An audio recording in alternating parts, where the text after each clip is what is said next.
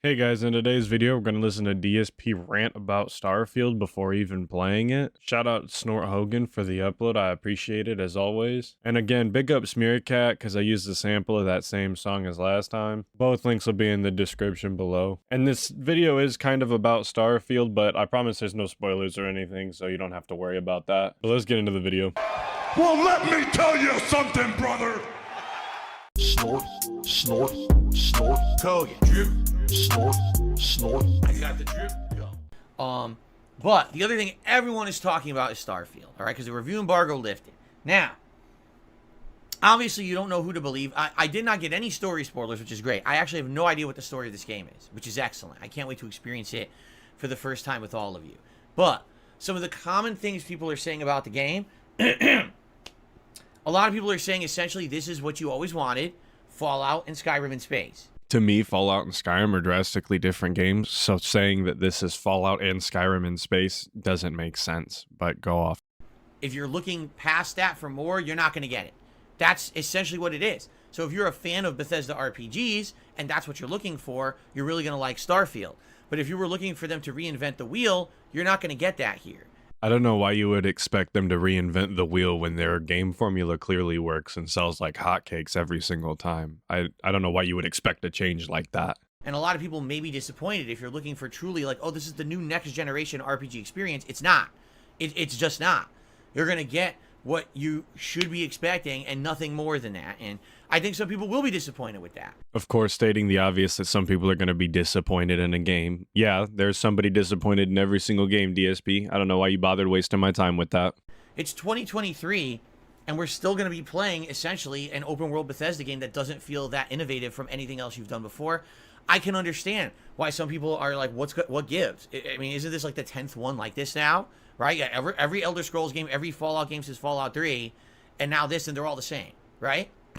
And this is where he starts to show how little he knows about these games, even though he played all of them. Because I wouldn't say that most of those games are like each other at all. They're definitely very similar, but the nuances in between them and the slight changes that they make them play drastically different. I mean, even just calling it a Fallout and Skyrim game in space, like Fallout and Skyrim are completely different games to me. I think Fallout 4 is a bad game, but I really enjoyed Skyrim, and I really enjoyed Fallout 3 and New Vegas. So is it like the old Fallout games, or is it like Fallout 4, or even Fallout 76? Because I'm not interested in those. This is where you need to be a little more specific, DSP. Fallout Skyrim in space is not an accurate descriptor.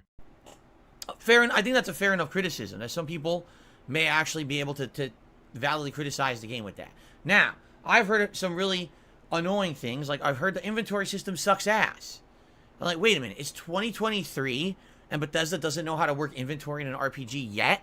He keeps bringing up the fucking current year like it affects how video games are made. Bethesda clearly thinks that the way that they do their inventory system is an apt way to do it, and it works, and they like doing it that way. Why would they change it? I personally agree. I've never liked the way that Bethesda's done their inventory system. I always use like HUD mods and whatnot to make it easier to navigate the menus. But implying that the current year would determine how they do their inventory system doesn't make any sense to me. It doesn't matter. They haven't figured this out yet. Everyone is agreeing. I'm not even kidding. Like, across the board, everyone who's played Starfield is like, no, the inventory is really bad. We don't know why they still haven't improved this shit.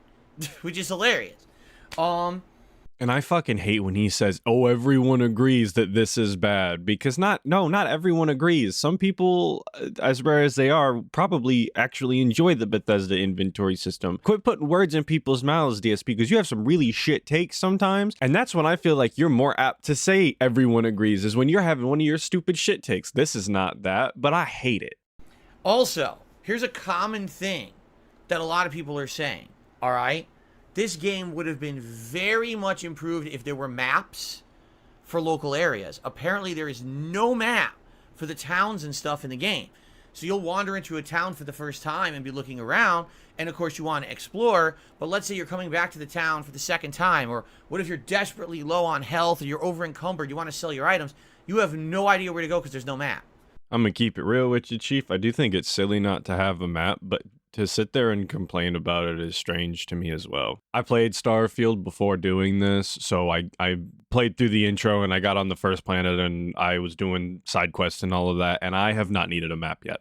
Maybe down the road I'll need a map and I'll be frustrated about not having a map, but so far from the 6 hours I played on day one, I have not needed a map yet. It never even occurred. They have like an in-game HUD overlay thing that shows you where the things are and you can just fast travel from there. It's not that big a deal. I mean, there's literally a guide arrow in the HUD. You just highlight the HUD icon and then just say that's where you want to go or highlight the quest or whatever, and it'll just guide you there. It's not that big a deal. And again, I don't know how far this goes into the game, but so far, every time someone gives me a quest, they kind of describe where it's at, or it's just past this, or it's at that location in this district or whatever, and then you can just go there and figure it out. You just use your intuition, which I know he lacks, and maybe that's what he's worried about, is that his Jin brain can't comprehend basic navigation, but it's not that big a deal. So you got to wander around and waste your time walking in circles till you find what you're looking for. And as you know, with these Bethesda games, with some of the sprawling settlements and stuff, it may take a while to find stuff. Why they didn't have maps in an RPG in 2023? There he goes, bringing up the current year again. I mean, the things I'm hearing, I kind of have to agree with. Yeah, the game should have a fucking map. That sounds pretty stupid to me. I like him making this critique before even playing the game. I mean, for all he knows, it doesn't need a map. Maybe the settlements are like 2 blocks wide. He doesn't actually know. He hasn't played the game and he hasn't watched anything on it. Just saying that a game should have a map because it's an RPG that's fucking stupid. Right? Now, there seems to be one thing that a lot of people are saying, which again, no spoilers, thankfully. These people wrote some pretty good reviews for the game. That apparently, let's listen to this, the game's story, if you take your time, can take 60 hours.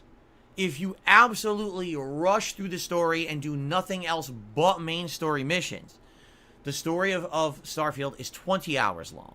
I don't know why he's always so obsessed with how long a game takes to beat. Because it always takes him so much longer than everyone else because he doesn't grasp simple game mechanics and he has to stop playing the game every single time he has to read chat or do a shout out. So these times are just not applicable for him at all. I mean, I know he only cares because he has to fit games into a schedule or whatever because he's such a weird content creator, but I don't think it's that deep. Okay? But what a lot of people who reviewed this game are saying is this game gets incredibly good once you beat the story. Diablo 3 was kind of like that after you beat the story and you got to unlock the rifts and you could just grind out your character and whatnot. Yeah, that's where the game really started. It's not an unheard of concept. I mean, you could even say the same thing for Skyrim. After you beat the main story of Skyrim and you can, spoilers I guess, for Skyrim came out in 2011, but spoilers, you can ride dragons and use more powerful shouts that are locked behind story events or whatever. That's pretty cool. That's pretty neat. The game only gets better after you beat the story, but it doesn't really matter because you don't have to. And that's what I don't understand, and I'm happy I don't, because I don't want spoilers of what's going on. But apparently something happens after you beat the story that just makes the game better to play and explore and understand. And I don't know. I don't want to know. All I know is something's going to happen at the end of the story that makes the game better, and that's it.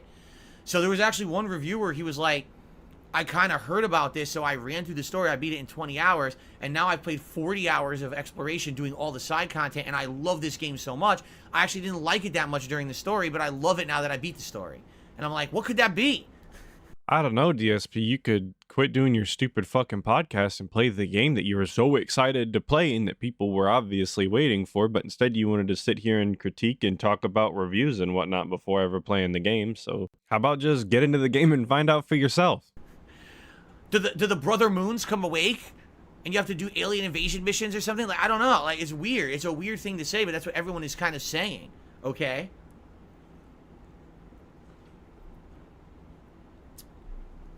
So I really don't know.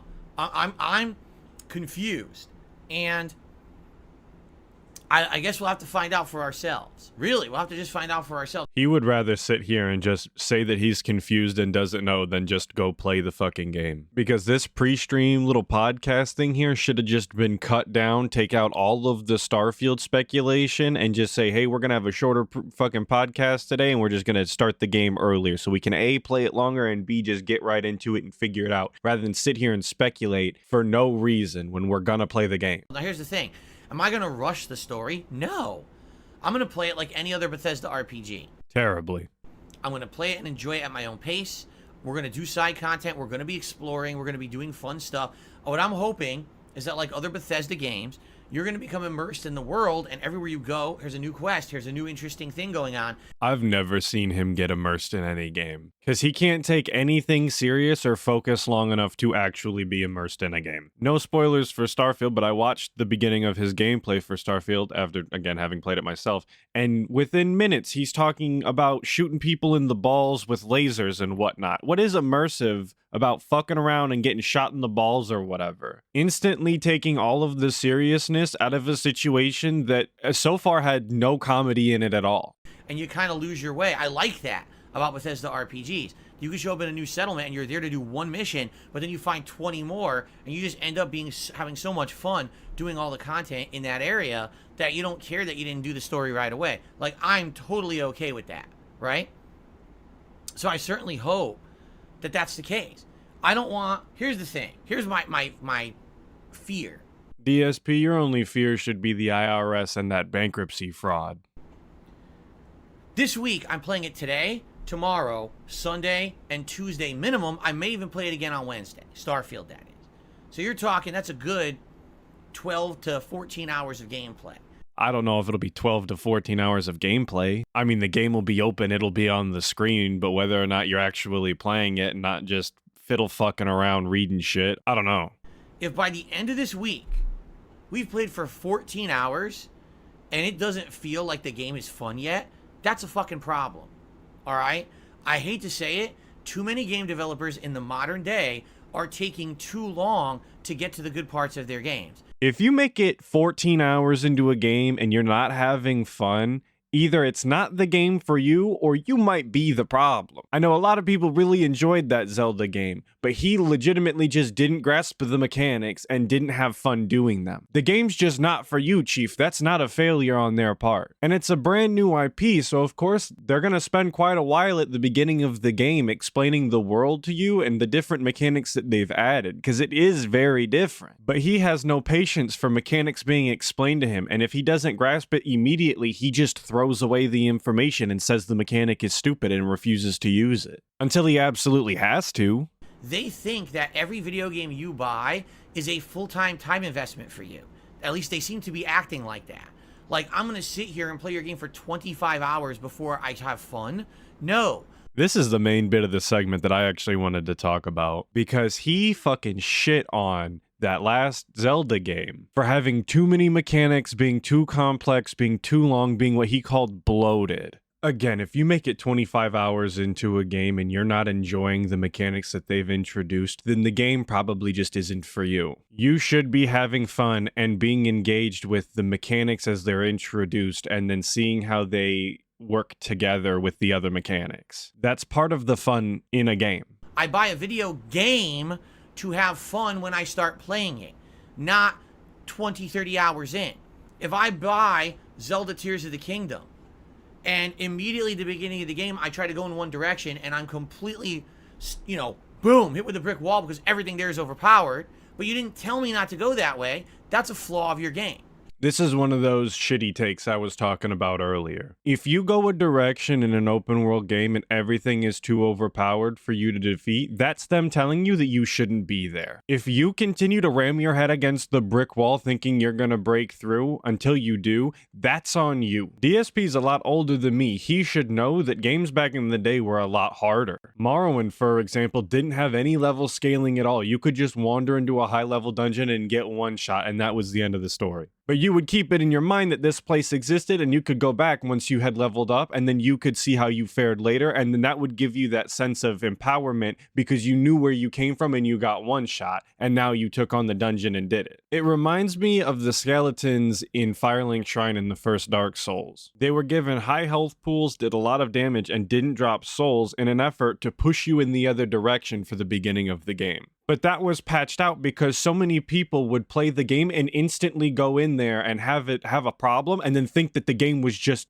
ridiculously hard. It's crazy to me that so many people are willing to just grind themselves into a pulp when they are given multiple options instead of just going the other direction and seeing if it's any easier there. I would almost say that that's better game design, them not deliberately holding your hand and telling you that you can't go that direction and instead letting you find out yourself. But DSP absolutely needs his fucking hand held through every single situation. That's why he loves being a live streamer, so that chat can hold his hand and give him gameplay tips. If everywhere I go, there's content that's completely superfluous and doesn't add anything to the game, it just feels like busy work, that's a flaw of your game's design. Okay, that's not good content. That's trash. So what I believe he's talking about is in Zelda there was temples that he could do that would give him more hearts, but instead of doing them, he just ran through the game refusing to fight enemies all the way up until the final boss and then just beat it in one try. But that's not superfluous content just because you didn't need to do it. Part of the content that's supposed to be rewarding is leveling up and being more powerful. We'll use Skyrim as an example. You can beat the game with an iron sword and helmet and whatnot. But why would you want to when you could level up your gear and do more damage and fight higher level enemies easier? It's not superfluous just because you don't have to. Those dungeons were basically modern side quests, and the reward that would be money or like better gear was heart containers. And that means that you basically did not ask gamers what's meaningful to them. Meaningful to me, yeah. You just felt like putting shit into your game that's tedious. I don't want to spend launch week of Starfield wasting my time being bored, and then when finally the game gets good the middle of September, well, guess what? Now we got Lies of P, now we got Mortal Kombat 1, now we got the expansion character for Street Fighter 6 at the end of the month. That's not when I want Starfield to be good. He played all of Final Fantasy 16 and disliked it the entire time. So you can clearly see from what he just said, his main concern is that Starfield isn't going to be good when he needs it to be good, and instead is going to be good when other games come out that he has to play. He's more concerned about his schedule being aligned than he is about the game actually being good. I want Starfield to be good now, when I start fucking playing it. So if this game sucks ass for the first dozen hours, Bethesda fucked up. And I'm going to call it out and say that. I'm not going to sugarcoat it. They need to make a good game from the start. I don't know if you can just demand that games be good right then and there right now. That's not how this shit works. If it was, I'd just demand that every game be enjoyable for me from the time I launched it too. They better figure this shit out. It's pretty sad that I keep hearing these things about these new games and they just don't fucking know what they're doing. Like, what? How, do you understand what a video game is supposed to be? It's supposed to be you're unplugging from the real world, you're sitting down in a fantasy environment, and you're enjoying yourself. It's that simple. That's the premise of a video game. And it could be a puzzle game, a sim game, an RPG, a fighting game, a platformer, a racing game, a sports game, a shooter. As long as you're pulling yourself out of reality and you're going into a fantasy environment and you're enjoying yourself, you've made a successful video game. I know when he says fantasy, he means like make-believe, not the real world, but I can't help but think about fantasy driving game, like it's in medieval times or something. There's like fairies and shit, but it's a racing game. I'm pretty sure that Bethesda knows that they need to make a good game. The problem with that DSP is that good is subjective when it comes to video games. So they have really no control over whether you like the game or not. Seriously, if I'm playing this game and I'm not having fun, that's a problem. Yeah, that is a problem, DSP. That's a problem for you. But I promise for all the reasons that you'll dislike the game, someone's gonna like it for those exact reasons. Now, oh, well, it's okay. The first 20, 30 hours are supposed to be boring. Then the game gets good. Then you didn't make a good game. You have failed. And that's going to be sad because this game needs to be good. Bethesda really needs a good one, and man, does Microsoft need a good one. Right now, they both have a bad track record. So they need a big one to redeem it, all right? Again, stating the obvious, every game studio needs to make good games that sell. That's kind of what they do or should be doing. Every day I go to my job, I don't need someone to tell me that I need to do a good job. That's what I'm there to do. And he's the biggest Microsoft fan I know. I've never seen anyone shill Game Pass more than him. So it's weird to hear him say that Microsoft has a bad track record. So what's going to happen? I don't know. We're going to find out, okay? Together. Because we're going to do this exploration. We're going to do all this together. And I hope that you guys will join me for this journey. Because like I said, as I'm approaching playing Starfield, I got an open mind. I'm going to approach it like any other Bethesda RPG. But I'm approaching it more as like an observational experiment. I don't know if you should be approaching a video game that you're supposed to be having fun with as an observational experiment. You should probably approach it as a video game that you're supposed to have fun with. Anything else, you're probably not coming in with as open a mind as you say you are. Will this game actually be good? Will it not? I will tell you my honest feelings. I don't have to lean either way. I have nothing to benefit from saying it's the best game ever, it's the worst game ever, it's somewhere in between. I don't benefit by doing any of those things, you understand? I'm not going to get clickbait views on hateful content, and I'm not going to get a bunch of praise and rewards for saying the game is great. None of that. So instead of making hate-filled negative clickbait content or getting praise and rewards for saying the game is good with positive content, he's going to fence sit instead? I mean, potentially fence sit. He might actually come down one way or another. I can be honest with you guys because that's the unique position I find myself in as a 15-year creator on YouTube because I walked a different path from everybody else. The perks of being an e-beggar, I guess.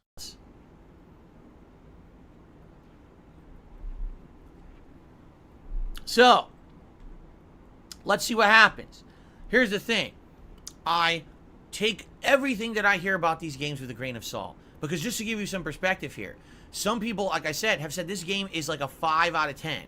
IGN and GameSpot gave it a 7 out of 10. Who the hell cares about what IGN or GameSpot said? But a lot of outlets are giving it 8 to 10 out of 10. That's a huge discrepancy. Yeah, it's almost like people enjoy different things in different games. Wow. Who would have thunk it? You're meaning to tell me that not everyone enjoys every game the same? I mean, you're going from between saying the game is barely average to the game is just slightly above average but not great and a disappointment to this game is one of the best games of all time. What is that discrepancy, right? Do people have agendas either way? So you can't really trust any of it. I mean, people definitely do have agendas one way or another, no matter how small, obviously. But I sure as hell wouldn't take your word as law either, DSP. Like I said, you have some horrible takes. And I think that's why we're finding ourselves in a really unique position.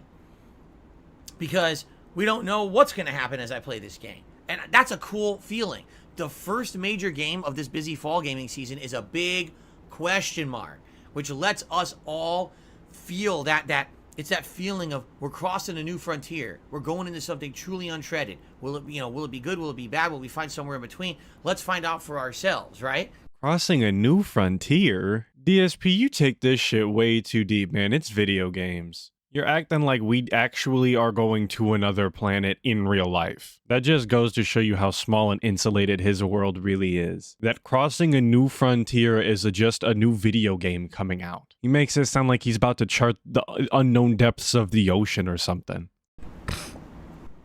Let's see what happens. I know, it's funny because some people are saying IGN laughing out loud. Their scores are never scaled properly. You know, they said Knack was better than this game. They said that Deathloop is a 10 out of 10. Deathloop. If you're still listening to IGN in this day and age, I got no hope for you, brother. Fucking Deathloop was a 10 out of 10 to IGN. I know. So, let's see. Let's see how things go starting today. And this should be definitely an interesting experiment. But that's gonna do it for today's video. The way he talks about video games really irks me. He's always just so toxic about everything. Again, shout out to Snort, Hogan, and Meerkat. Both their links will be in the description. Make sure you check out other detractor channels and dive deeper into that Snort text.